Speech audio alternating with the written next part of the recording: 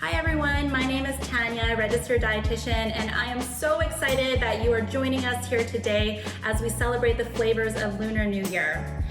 As you may know, Lunar New Year is all about the different foods and dishes, and many of the dishes hold symbolic meaning. The 4 dishes that we are going to make today would be steamed fish, which is representative of abundance. The second one being stuffed peppers with shrimp, shrimp being representative of happiness.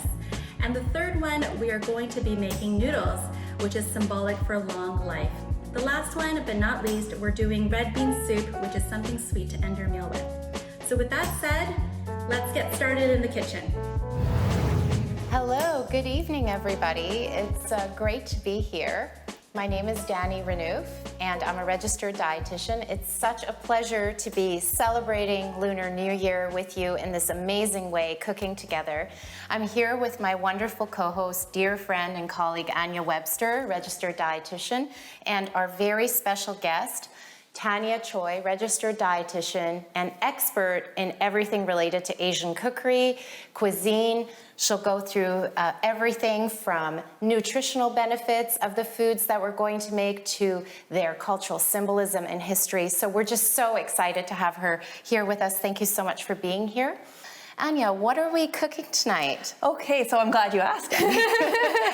So today we're going to be starting off the night with preparing a sweet red bean soup, and then we're going to go on into our Chinese stuffed peppers. Then we'll move on to some long life noodles, and we'll finish the night with a braised fish. Tanya will be going through the first 2 recipes with us and explaining some of the cultural and significance behind why we chose each ingredient. Tanya, we're going to hand over to you to get started. Yeah, we're gonna start this dinner off with dessert first because it does take the longest to make. But at the end of most Chinese banquets or at the end of each meal, we'll probably want something sweet. And so you will find red bean soup at the end of most meals. And what I love about it is because the ingredients are simple. It's just red beans, so adzuki beans, with some of this dried mandarin peel. And there is a bit of a competition when it comes to this. The older the better in this case, the more flavorful. And so I think there are households that have 30-year-old mandarin peels, some are 10 years, but the older the better. If you're gonna use them, you wanna soak them for about 20 minutes or so, and then you take a knife off and you scrape off the inner side just because there can be a little bit of bitterness to it. If you don't have mandarin peel, it's not a big deal. You can definitely have some orange that you just grate into it at the very end. So without further ado, I wanna share with you some of the ingredients. So what we've done is we've taken a cup of red adzuki beans and we've gone and soaked them overnight. And what's great about this is that you're gonna be leaching out some of the potassium from the beans, and then you're also going to be helping with some of the gas. And so what you wanna do is that you wanna be rinsing off the beans afterwards, which I have gone ahead and done that for you as well. So these are soaked overnight for 12 hours, and then I've also gone and washed and rinsed them, and you can see that they're actually much more plump than the dried adzuki beans. And so that's what you want. It's gonna cook a lot faster. And then the next thing was that dried mandarin peel, which I have soaked for about 20 minutes. And this one actually, because it's a very old mandarin orange peel, it doesn't actually have much of that white inner bitterness part, so I don't need to scrape it off. We're gonna have a big pot. Go ahead and put the red beans in here.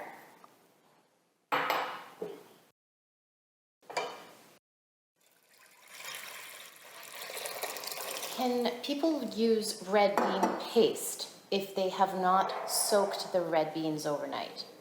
I've never tried myself, but I can't see why not. Right. And red bean paste, I mean, you're your own chef at home, so for this you could adjust the water to your liking. So if you use red bean paste, I would assume that you would use you could try off with 6 cups of water first if it's for 1 cup of paste. I've used 1 cup of soaked red beans, and then I've used about 7 cups of water here. But as it boils, it evaporates. Sometimes if I'm trying to save time, then I use my Instant Pot, which takes about 30 minutes instead of an hour. And then I'm just going to take the mandarin peel here. I've also had some crystallized rock sugar here that you put at the end when the beans are almost done.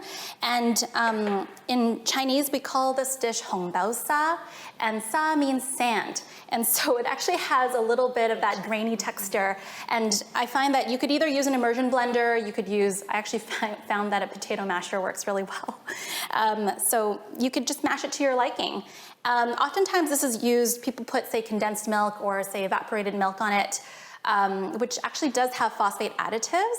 And so coconut milk is often paired with red bean soup as well. But I have found a coconut milk beverage that is low in potassium that you could also use to flavor without the high potassium. So we'll go ahead and pop this over onto the stove over here. So one thing that's kind of cool about using orange zest, right, or lemon zest, is that it's actually the fat in the zest that's creating a lot of flavor. And so that's how you can build flavor into the foods that you're eating, like zesting lemon or zesting citrus, without any problems, right, for your health. We're just gonna let it boil, and then once it comes to a boil, we're just gonna turn it down to a simmer. Okay. And then we want it down to a simmer so that the beans are still dancing in the water. Okay, So we're gonna go ahead perfect. and do that, and I like to keep the lid ajar so that it doesn't boil okay. over. So we'll just wait for it to boil. Okay, sounds great. Okay. So once you've finished making this dish, it looks like what you've got there Yes. for us, right? Yeah. If you want it to be a little bit more thick, you can have less water. Yeah, And then so if it's you- kind of thickish, yeah. Yeah. And then in terms of sugar, you can do it to your own liking. I've done about 1/4 cup of rock sugar, and then if you need, you could use your preferred sweetener. Wonderful. And how do you serve it with the coconut milk? So you could drizzle it on top, or I put it all together. So you could do this all together, and then you take a spoon, and then you could just stir it around. And then actually in the summertime, if you have this with some crushed ice and some coconut beverage, it actually tastes really good put together. And what are some of the nutritional benefits of this dish? Like we always, as dietitians, love to tout nutrition, right? Yeah, so in one serving, you've got 3 grams of fiber, and not a lot of desserts can tout that. So that's what I love about it. It's very satisfying. It's got like a light hint of sweetener. It's economical, and it's got fiber, which is great for your gut and great for keeping you full and satisfied. Wonderful. Thank you so much. This recipe is so simple, and it's just so beautiful. The colors are so rich, and it's high in nutrition. So I hope everyone will give it a try.